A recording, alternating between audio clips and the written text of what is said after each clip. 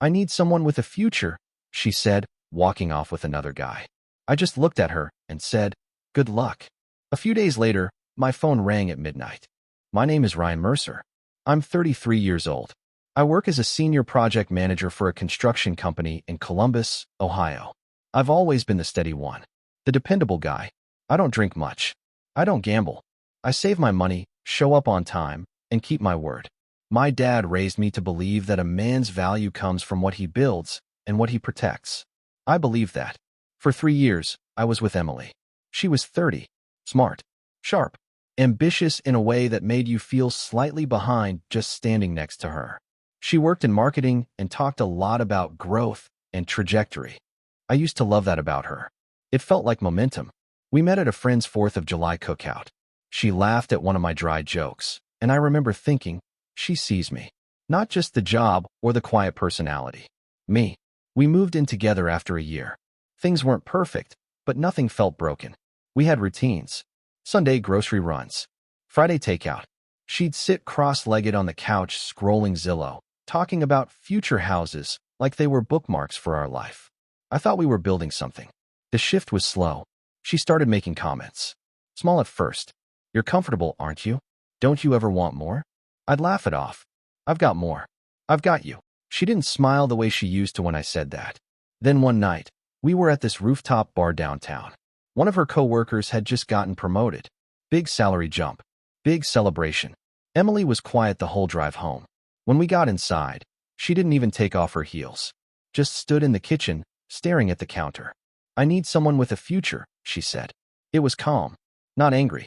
Not dramatic. Just decided. I leaned against the doorway. I have a future. She shook her head slowly. You have a job. That's not the same. I remember the hum of the refrigerator. The sound of traffic outside. How normal everything felt while my chest tightened. So that's it. I asked. I can't waste my 30s, she said. I need more than steady. There was a guy from her office. Marcus. I'd met him twice. Loud laugh. Expensive watch. Talked about exits and equity. I didn't ask if it was him. I already knew. She grabbed a suitcase from the closet like she'd rehearsed it. Folded clothes without looking at me. At the door, she paused. You'll thank me one day, she said. I surprised myself by smiling. Good luck, I told her. And I meant it. The first few days were quiet. Too quiet. I kept going to work. Kept making coffee in the morning. Her side of the closet was empty, but her shampoo was still in the shower. I didn't move it. I told my parents we split. My mom sighed like it was expected. My dad said, focus on yourself. I didn't tell them what she said about my future. At night, I'd sit on the couch where we used to plan imaginary houses. I'd stare at the wall and replay the moment. I need someone with a future. Was I small? Was I safe to the point of invisible? A week passed. Then 10 days. I heard through a mutual friend that she and Marcus were official. Apparently, he'd just closed some big deal. They'd posted photos from a weekend in Chicago. Rooftop drinks. Skyline behind them. I looked at the picture once. She looked impressed. That was the word. Not happy. Impressed. I closed the app and deleted it off my phone. I told myself I was fine. I even started waking up earlier, hitting the gym before work. Not to prove anything. Just to burn off the restless energy sitting in my chest. By the end of the second week, the house felt less like a crime scene and more like mine again. I boxed up the few things she left behind. I changed the sheets. I thought that was the end of it. I really did. Until 3 nights later. It was 12:17 a.m. My phone rang. Her name lit up the screen. For a second, I just stared at it. Let it ring once. Twice. I almost didn't answer. But something in my gut told me this wasn't a drunk call. It wasn't nostalgia. It was something else. I picked up. I didn't say hello. There was breathing on the other end. Shaky. Then her voice. Ryan. I messed up. And the way she said it, not confident, not decided, made the back of my neck go cold. I didn't answer right away. I messed up. She sounded smaller than I'd ever heard her. What happened? I asked. There was a pause. I could hear something in the background. Not music. Not a party. Just silence. It's Marcus, she said. Of course it was. I sat up on the edge of my bed, rubbing my face. What about him? Another shaky breath. He's not who I thought he was. I almost laughed. Not because it was funny. Just because it felt predictable. You left me for him, I said quietly. I know. And now? Silence again. Then, he told me tonight he's moving to Austin. His company's opening another office. He didn't ask me to come. I closed my eyes. So you're not part of the future anymore? I asked. That landed. I could hear it. Ryan, please don't do that. Do what? Be cold. Cold. I thought about the kitchen 2 weeks ago. Her heels on the tile. The way she said I wasn't enough. I'm not being cold, I said. I'm just listening. She started talking fast, like if she slowed down she'd lose nerve. He's different when it's not fun. He's dismissive. Everything's about him. His meetings. His deals. His timeline. I thought that's what ambition looked like. But it's just selfish. I let that hang. And you didn't notice before? I asked. I thought it meant he was driven. And I wasn't. That silence again. Heavy this time. Ryan, she whispered. I was wrong. There it was. The apology I didn't know I needed. But it didn't feel good. It felt late. She kept going. I've been thinking about us. About what we had. You were always there. You made me feel safe. Safe. That word used to mean something. Now it sounded like backup. What do you want from me, Emily? I asked. Another breath. Can we talk? In person. I stood up and walked into the kitchen, flipping on the light. The house felt different hearing her voice in it. Why? I asked. Because I don't think I chose the right future. There it was again. Future. I leaned against the counter, staring at the empty space where her coffee machine used to sit. You said I didn't have one, I reminded her. I was scared, she said quickly. Everyone around me is moving up, doing big things. I thought if I didn't attach myself to something bigger, I'd fall behind. And I was what? Small. No, she said immediately. You were steady. That's not a compliment, Em. I know that now. I didn't respond. She sniffed softly. Can I come by tomorrow? Just to talk. I thought about it. Part of me wanted to say no. Hang up. Protect whatever fragile pride I'd rebuilt these last 2 weeks. But another part of me wanted to see her face when she said she was wrong. Fine, I said. Tomorrow. 6. Thank you, she breathed. I hung up before she could say anything else. I didn't sleep much that night. I kept replaying the call. The difference in her voice. The absence of certainty. The way she said, I was wrong, like it physically hurt. At work the next day, I barely focused. My assistant asked me 3 times about a supplier invoice before I realized she was talking to me. At 5:52 p.m., I was standing in my living room, hands in my pockets, staring at the door. At exactly 6:03, she knocked. 3 soft taps. I opened it. She looked thinner. Not physically, but diminished. The confidence she wore like perfume was gone. She stepped inside slowly, like she wasn't sure she was welcome. We stood there for a second. No hug. No reach. Hi, she said. Hey. She glanced around. It looks the same. Mostly is. We sat on opposite ends of the couch. There was space between us now. Physical and otherwise. I ended it, she said. With Marcus. I nodded.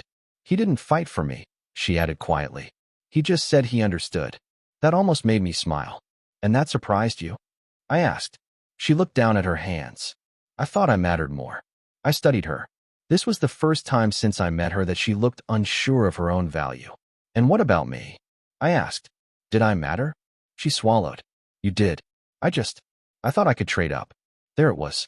Honest. Ugly. Real. Trade up. Like I was a used car. And now? I asked. She looked at me then. Really looked at me.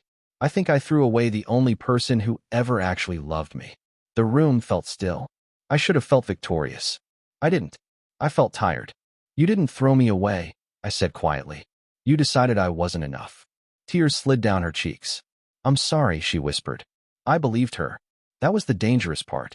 She shifted closer on the couch. Not touching me. Just closer. I know I don't deserve another chance, she said. But if there's even a part of you that still... Stop, I said gently. She froze. I need to ask you something. She nodded. If Marcus had asked you to move to Austin, would you be here right now? She didn't answer. She didn't have to.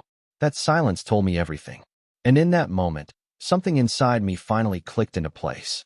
Not anger. Not revenge. Clarity. I stood up slowly. She looked up at me, panic flickering across her face. Ryan. I walked to the front door and opened it. Her eyes filled again. You're really going to throw us away? She asked. I almost smiled at the irony. I'm not throwing anything away, I said calmly. I'm just not picking up what you dropped. She stared at me like she didn't recognize me. And for the first time, I realized she didn't, because I wasn't the same man she walked out on. She stepped past me into the night. But before she reached her car, she turned back and said something that made my stomach tighten.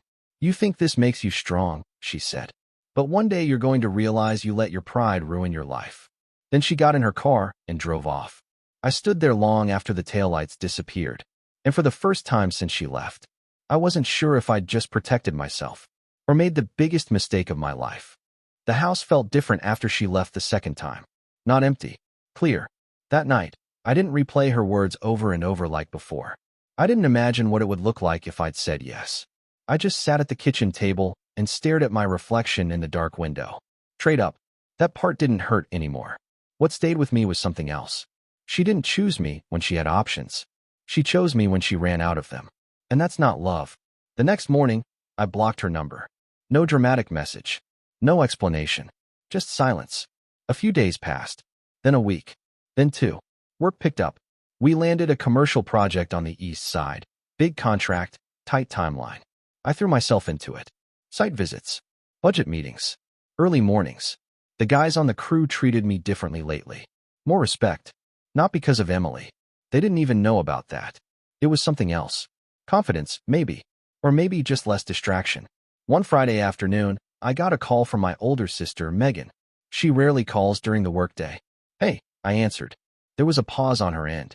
"Have you talked to Emily?" she asked carefully. My jaw tightened. "No. She's been calling Mom." I leaned back in my office chair. "Why?" "She says you're being stubborn." I almost laughed.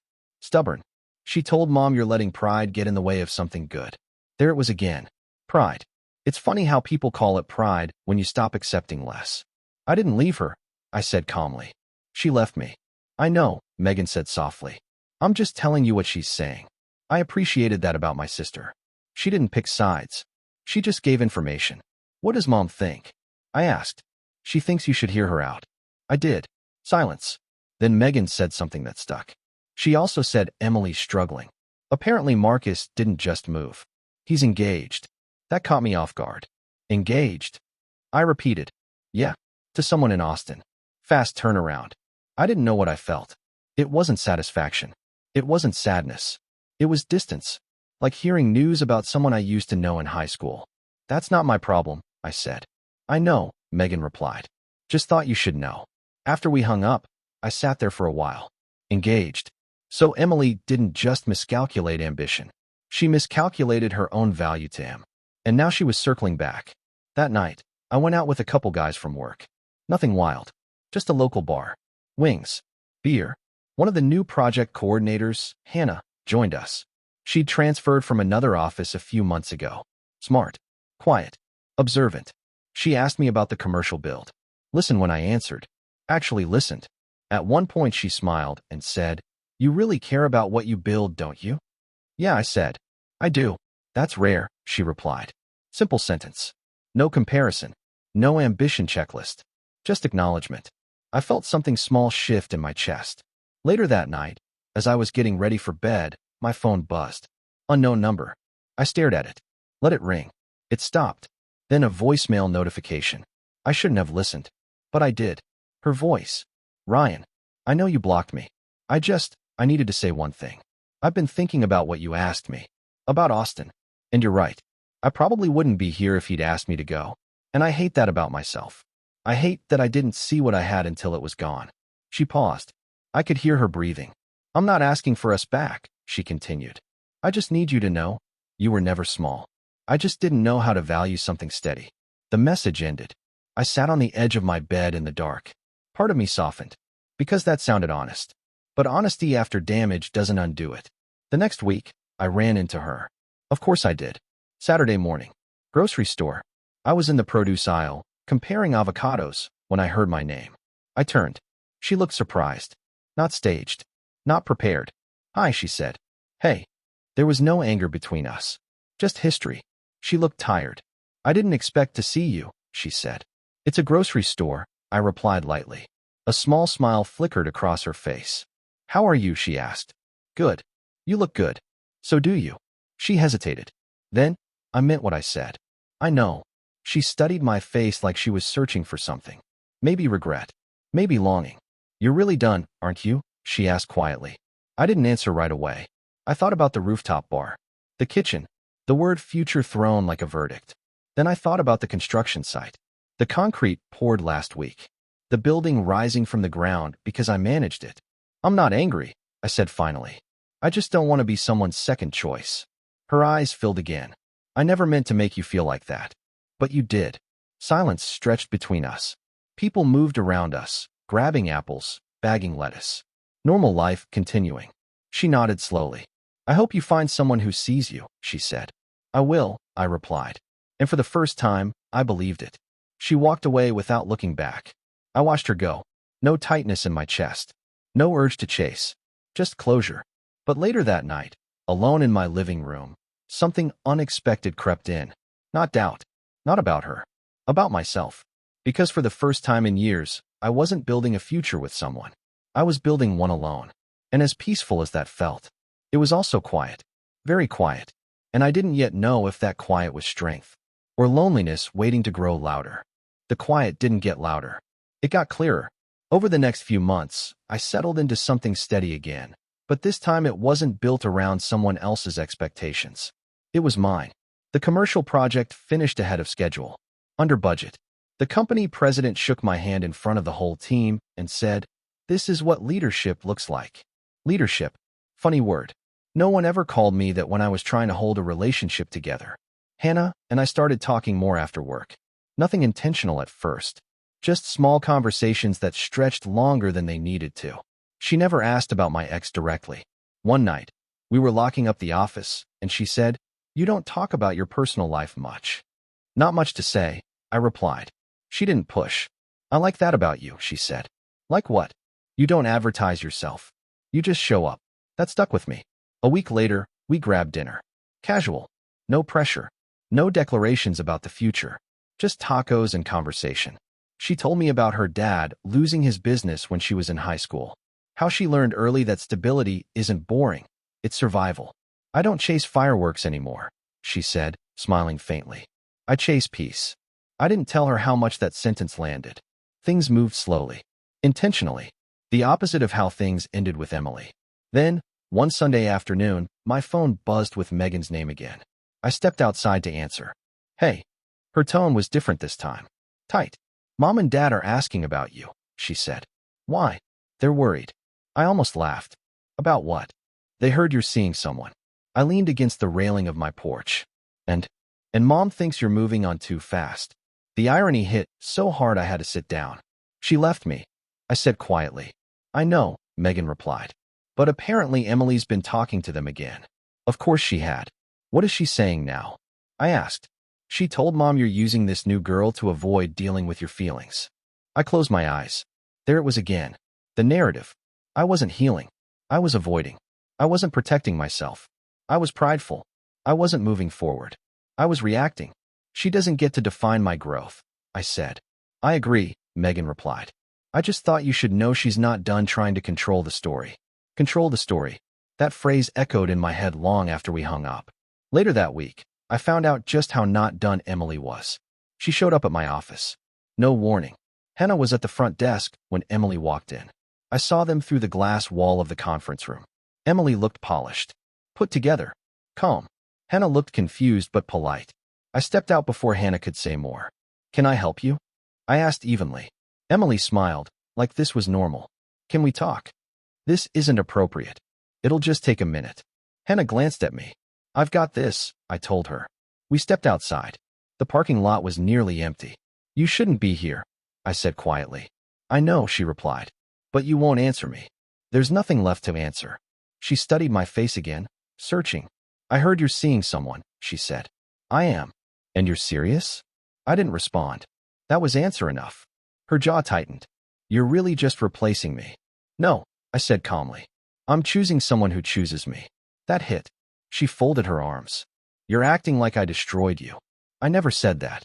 But you're punishing me. That word again. Punishing. Emily. I said, keeping my voice steady. Not taking you back isn't punishment. It's consequence. She went quiet. For a second, I thought maybe she'd finally understand. Instead, she said something that made my stomach drop. I told Marcus about you. I frowned. Why? Because he reached out. My pulse slowed. And he asked if I ever regretted leaving him. And what did you say? She looked at me directly. I told him I regretted leaving you. There was a flicker in her eyes. Testing. Waiting. As if that was supposed to move something inside me. It didn't. You don't regret leaving him, I said calmly. You regret being alone. Her face hardened. That's not fair. No, I replied softly. What wasn't fair was telling me I didn't have a future. Silence. Cars passed behind her. I made a mistake, she said again. And I learned from it. I answered. Her eyes filled. Do you ever miss me? I took a breath. I miss who I thought you were. That one finally broke through. Her shoulders dropped. She looked smaller. I thought you'd wait, she whispered. For what? I asked.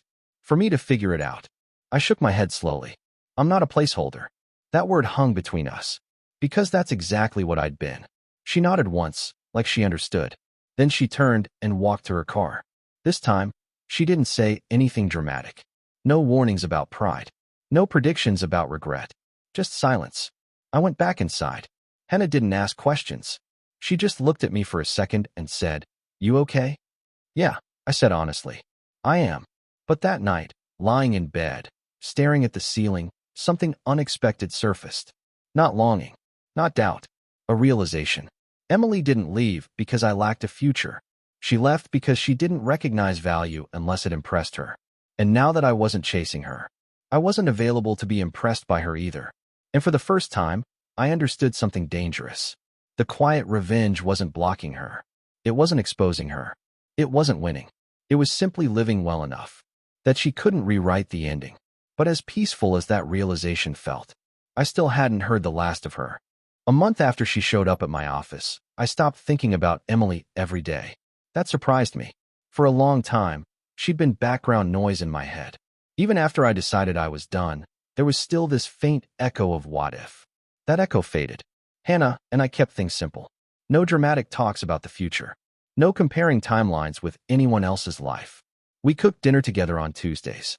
Took long walks on Sundays. She'd sit at my kitchen counter while I answered late emails, reading quietly, just being there. Peace. That's the word she used. And it fit. One night, about 3 months after the parking lot conversation, my phone buzzed again. Unknown number. I almost ignored it. Almost. I answered. It was Marcus. I recognized the voice instantly. Confident. Controlled. Ryan, he said. Hope you don't mind me reaching out. I do. I replied evenly. What do you want? A pause. Not used to resistance. I just wanted to clear something up, he said. Emily and I aren't engaged. I didn't respond. She told you that, didn't she? Yes. He exhaled slowly. We dated. It didn't work. That's it. Why are you telling me this? I asked. Because she reached out again. That caught my attention. And she asked if I ever thought about what we had.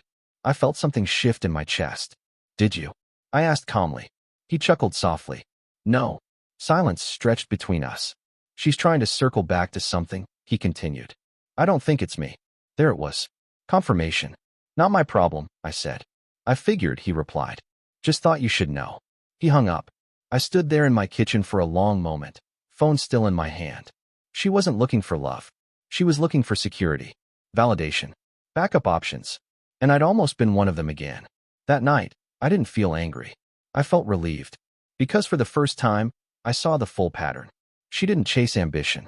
She chased whoever made her feel ahead. And when that failed, she chased whoever made her feel safe. But she never stopped long enough to build anything real. The next morning, I changed my number. Not out of fear. Not out of weakness. Just closure. A few weeks later, Hannah and I drove out to the new commercial site I'd managed. The building was finished now. Clean glass. Steel lines. Solid. We stood across the street looking at it. You built that, she said quietly. Yeah, I replied. She slipped her hand into mine. That's a future. No competition. No comparison. Just truth. I looked at the building. Concrete. Steel. Foundation poured deep. Not flashy. Not trending. But it would stand for decades. I realized something then. Emily thought a future was loud. Titles. Promotions. Big announcements. But a real future?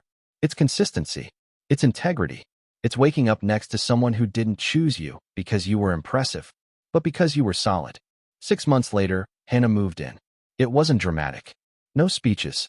We just looked at each other one evening and said, "This makes sense. That's how it should feel. Simple. Steady." One last thing happened that closed the chapter completely. I ran into Emily one final time at a mutual friend's wedding. She looked polished as always, but there was something different in her eyes. Not regret, not desperation, just awareness. We spoke briefly. Polite. Calm. "I heard you're doing well," she said. "I am. I'm glad," she replied. And this time, I believe she meant it. Before we parted, she looked at me and said quietly, "You were right. You didn't need me to have a future." I nodded. I know. No bitterness. No anger. Just truth. As I walked back to Hannah, who was laughing with a group near the bar, I felt something settle fully in my chest. Emily didn't ruin my life. She revealed something. She showed me what it feels like to be valued only when convenient. And once you recognize that, you never accept it again. Later that night, dancing under soft lights with someone who chose me without hesitation, I understood something clearly. The best revenge wasn't proving her wrong. It wasn't making more money. It wasn't flaunting happiness. It was this: becoming the man she said I wasn't, without ever needing her to see it. And the quiet part? She always would.